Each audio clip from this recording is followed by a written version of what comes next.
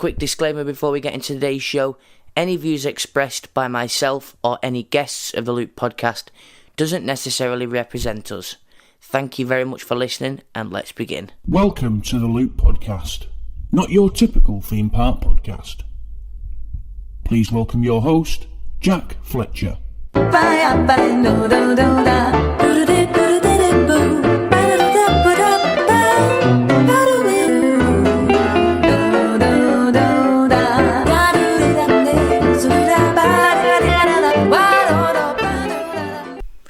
What's going on, guys, and welcome back to the Loop podcast, not your typical theme park podcast.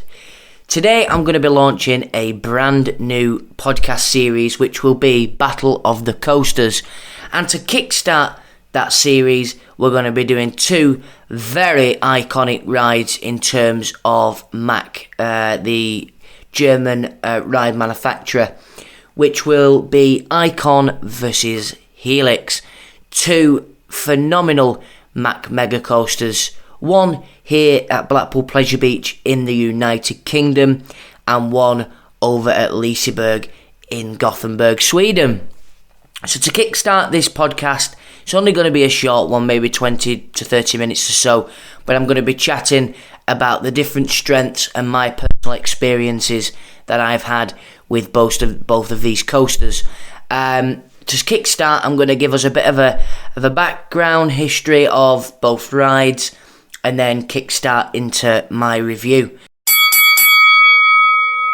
So we're going to start off with Helix at Liseberg in Sweden. Opened back in 2014, Helix boasts 2 LSM launch track sections, 7 inversions and hit speeds up to 62 miles an hour, pulling G-forces up to 4.3 G. Icon at Blackpool Pleasure Beach opened in 2018, the UK's first Mack launch coaster featuring 2 LSM launch track sections, 2 inversions and hit speeds up to 52 miles per hour, pulling G-forces up to 4.3 G. Now, we've got to this part of the podcast, I'm also going to mention some of the awards that these coasters have won in terms of golden ticket awards and stuff like that. So Helix currently sits number 21 in the 2018 Best Steel Coaster Awards on Golden Ticket Awards. Unfortunately, Icon doesn't appear to be on there, and Icon hasn't really won any awards at the time of this podcast. Now, for my personal review of Icon Dare to Ride. I first experienced the UK's first Mack Mega coaster back in May 2018 at the Icon press event, which was kindly invited to by Blackpool Pleasure Beach. If you haven't seen already, take a look on our channel for some content from the press event, which will feature a full on-ride POV of Icon, our rider cam, which had a GoPro mounted to the front of the nose car of the train, recording our reactions, and a construction time-lapse of Icon. After I had first experienced Icon, I came off gobsmacked. Literally, I was simply lost for words. I had finally found the UK's best coaster. Now, that was at the first time I'd ridden Icon.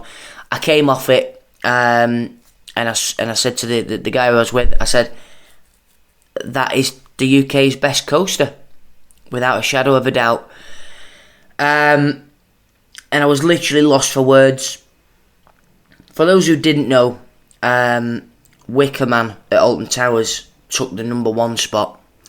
So it was very hard to judge the two, because they're two completely different experiences in themselves. But Wicker Man was the one that took the number 1 for me in the UK at the minute. But that's a different story. We're here to talk about the 2 Mack Mega coasters. So I was full of joy after my first ride on Icon until I carried on riding it throughout the day. Now, people say, and it is true, Mack Mega coasters warm up throughout the day, so your experience at the start of the day could be completely different, say, at the back end of the day, which is right. But the more I rid Icon, the more I started to see its faults and what I personally felt was wrong with that coaster, if you get what I mean. It features some fantastic elements, and what we all love, airtime, but I soon started to realise that the second half of the ride after the second launch, it was just very, very, very weak, and it got very repetitive. I know I may gain some hate for this, because I know Icon, or the park Blackpool Pleasure Beach, there's a lot of people out there who think this type of park can't do wrong, or everything's amazing. Well, I can honestly say it's not, and that's being so narrow-minded. There's so much better attractions out there than Icon.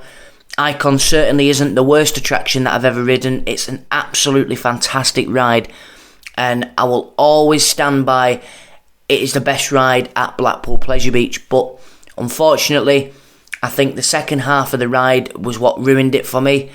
I wasn't a fan. A lot of people might turn around and say, oh, the second part of the ride's the best. That's all down to a matter of opinion. Don't get me wrong, the launches are very good.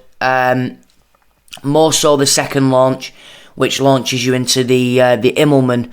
That is an absolute fantastic launch. It's much better than the first, but I will say Helix's launches are 100 times better, and anybody who's ridden Helix will 110% agree with me. I'm very confident on that one. So in terms of Icon, I didn't make much of the station building either. Don't get me wrong, I will keep saying this, it's a fantastic coaster, but it currently sits at number 6 for me. What would I change about Icon? I'd possibly add 2 or 3 more inversions, a better station, and probably a better queue line. The queue line isn't great. Past the entrance of Icon, the actual main entrance of Icon, you kind of just left to free flow queue outside the entrance, the main entrance to the queue line, which for the space that Pleasure Beach had to deal with whilst installing this ride, they've done a fantastic job. They've basically covered a small area really, and made a pretty good, decent length of coaster. But for me, there's a lot I could change about Icon, and maybe there might be a few people out there who might want to hit me up an email and let me know their opinions on Icon, because I'll be very keen to know, because you look on social media and Icon's raved about all over, so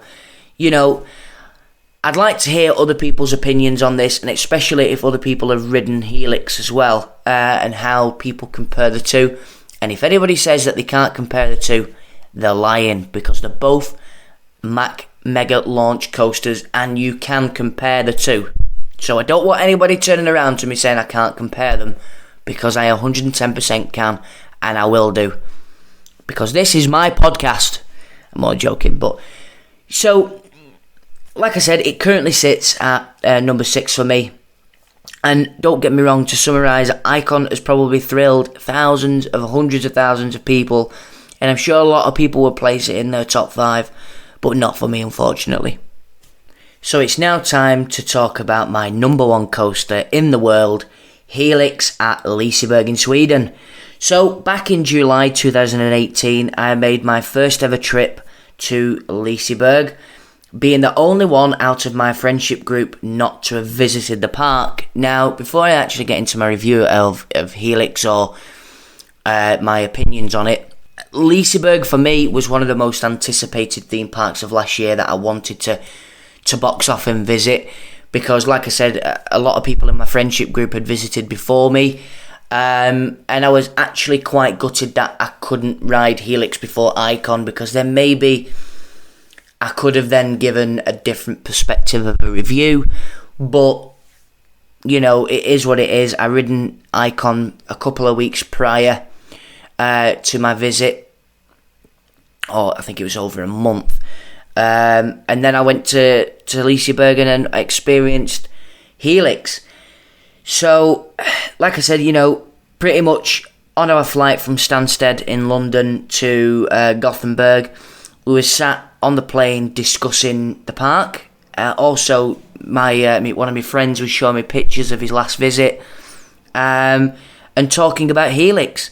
And I was sat there listening for 2 hours. Both friends I sat next to had been on it, and it said it had already claimed their number one, and both of them, at the time, the number one was Nemesis, which, to be honest, Nemesis is very, very hard to beat. It's a solid coaster, but, Helix had claimed the number one for them. So I knew then it had got to be good, because these take quite a bit to impress. So I was sat there thinking, it better live up to its hype. Normally, overhyped coasters do not live up to their hype, if that makes sense. When people have been rambling on about them for so long, and people are saying, "Oh, it's the best thing since sliced bread," it kind of ruins the experience for me, because I'm going in thinking that this ride's overhyped. And that's why I tend to kind of like sit on the fence with a lot of things with new coasters and stuff, and I don't listen to too much reviews, because I think if you focus on other people's reviews, it can kind of put a negative effect onto your final thought and opinion on the ride experience. So I kind of sit on the fence with that, and I think it's the best way to be. So I thought, right, this better live up to its hype. The morning had come to experience Helix, and for the first time, before I carry on, a massive shout out to Ebba from Liseberg for sorting us out some free tickets to the park. We sent an email to the park before we visited and said, can we record on rides and attractions and stuff with the chest-mounted GoPro? She said yes, and she sent me another email asking what was it for. So I sent her a link to my YouTube channel and the podcast. Well, I only had one episode of the podcast up at the time, on an old podcast, and they give us free tickets, and said obviously we'd like to see the content once you get back and it's all been put up online. So thank you to Ebba at Liseberg for sorting us out some tickets. Fantastic, absolutely fantastic. Right, so let's continue. As I ascend up the rather shopping mall-esque escalators, in the distance you could hear the fantastic immersive soundtrack created by Imerscore in Germany, the exact one you can hear in the background of this podcast. As we got to the top of the long escalators, we was greeted with a massive green sign, and I mean it was huge, Helix, and the experience started from there. As soon as you enter that queue line, the experience starts there, because in the queue line they've got the mobile game. They've got the mobile game so you can play whilst you're in the queue line if the queue's busy. So as we got to the top of the long escalators, was greeted with a sign, and it was then finally time to experience Helix. I was so excited. Bear in mind, I'd experienced Icon a few months prior, so I kind of knew Mack Mega coasters can deliver a good experience.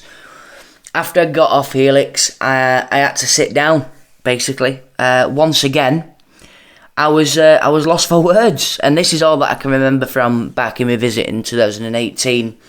As you know, we are in 2019. And I was like, wow. And I needed some time to physically get over what I'd just experienced. Over the 2 days we visited, I experienced Helix over 15 times. Bear in mind, I'd managed to ride Icon 21 times on a press day, so I could finally go away and compare the two and come up with some sort of comparison and review of them both. I mean, it only took a year, right? Now, Helix for me is everything I like in coasters, packed into one. The launches was fast, the airtime was immense, The inversions was just unbelievable. The amount of hang time Helix dished up was amazing. It was the complete package, and I was hoping it wouldn't beat Icon, because obviously Icon's only 25 to 30 miles away from where I live, unlike Helix, which is exactly 1,184 miles away. Unfortunately, Helix gained my number one spot. There wasn't a dull moment on Helix, and I recommend anyone that hasn't ridden it defo needs to get themselves to Liseberg. You will not regret it, and not just for Helix. Liseberg as a whole park is fantastic. They do a fantastic job. Is it better than Phantasialand? Now, I've visited Phantasialand this year. The park Liseberg isn't better than Phantasialand in any way or form. The theming at Phantasialand is 100 times better, but Helix is better than Taron, 110% better than Taron. That's only my opinion, but there's a lot of people who said that I couldn't compare the two, so I'm not going to sit here and compare Helix and Taron, because one's made by Intamin and one is made by Mack, so I'm not going to sit here comparing them, and that's a completely different story. But Icon, great ride, not the best by a long shot. Helix, 110% the number one for me. And what can I say? I physically, when I talk about Helix, I get lost for words, because I know Helix was one of them coasters that dished up a lot for me. And I just wanted to keep riding, and that was like, was going on other rides, low key and stuff, and I was sit there, looking at Helix, and I'm thinking, I want to go back on it. It was one of them rides that just completely draws you in. The soundtrack, and everything. Like, I know I did state that I was going to play the soundtrack throughout the whole podcast, as well as the Icon one, but I'm going to play a little snippet here of the music for Icon, and then the music for Helix.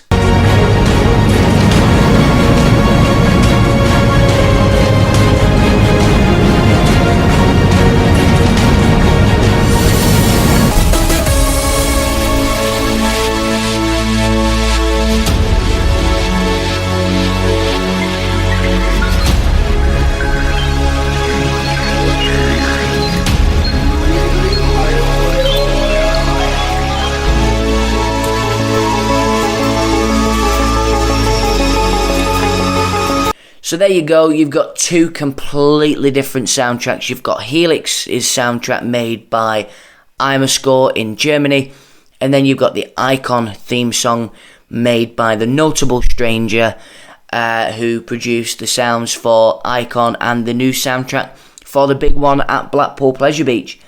If you enjoyed this Battle of the Coasters episode, follow us on Twitter and submit your recommendations for our next episode. To summarise this whole podcast, Helix is definitely the winner in my eyes by a country mile. And I'm very keen, like I did state, to hear your opinions on Icon and Helix. And if you've ridden them both, I'd like to see your opinions on both sides and which one you think takes the crown. But for me, Helix is the winner. And if you've got two coasters that you want me to battle out, they've got to be ones that I've ridden, preferably UK based. Then send me a message on Twitter, at me on Twitter, and I can produce one in the next episode. Thank you very much for your support. I'd just like to say I am very sorry about the lack of content over the past month or so. I have been moving house. Me and my girlfriend have got our house, so we've been practically putting all our time and effort into that. And obviously, aside from the house, I've been having to do my normal day-to-day job. So I'm back, and I'm going to start producing a podcast episode at least every week to kind of keep some sort of schedule going here on the Loop podcast.